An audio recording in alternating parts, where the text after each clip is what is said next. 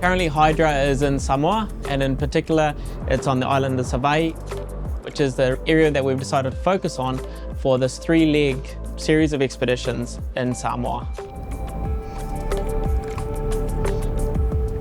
We're looking to understand and investigate mesophotic reef ecosystems.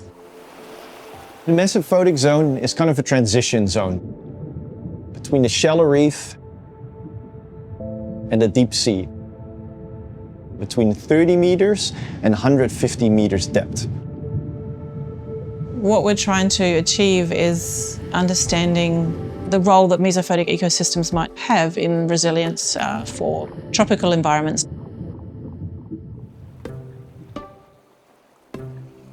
Everything starts with an understanding of the bathymetry in the region. On board Hydra, we have very advanced mapping systems which allow us to measure differences in the height of the seafloor at great precision.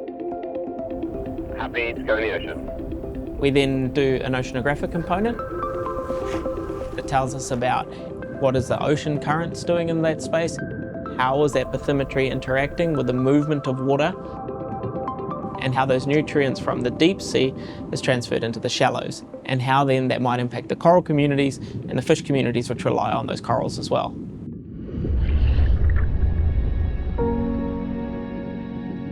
The second leg then focuses on some benthic habitat mapping and is focused largely on the coral communities that we encounter in these tropical reef locations, gaining a better understanding of not only their genetics but how they're distributed across the islands.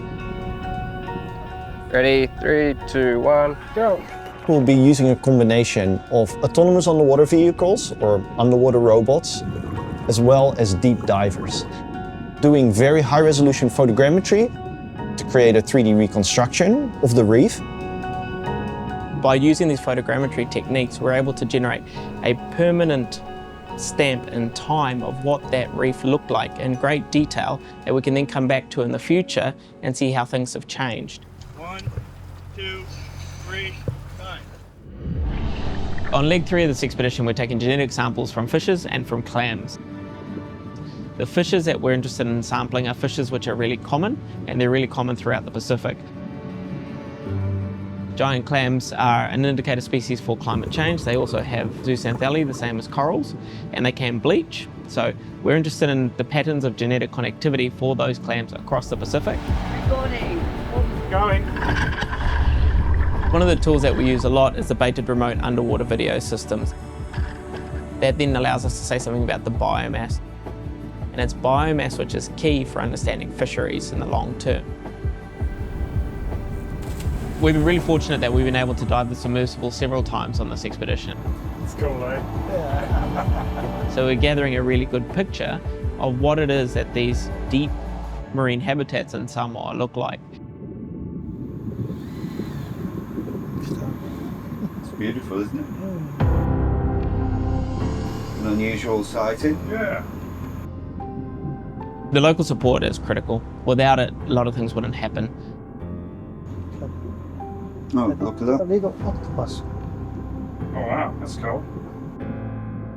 And we're really fortunate in this case that we've got a representative from the Ministry of Natural Resources and Environment on board that's helping us to liaise with the local communities, keeping them informed about our activities so that we are courteous guests in their backyard.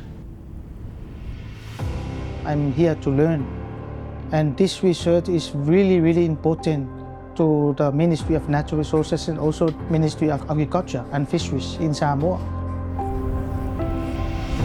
What we're trying to deliver is a complete package of information that's valuable to the nation of Samoa. What is the state of those reefs now in great detail? But it's also a permanent record of what that reef looked like forever into the future.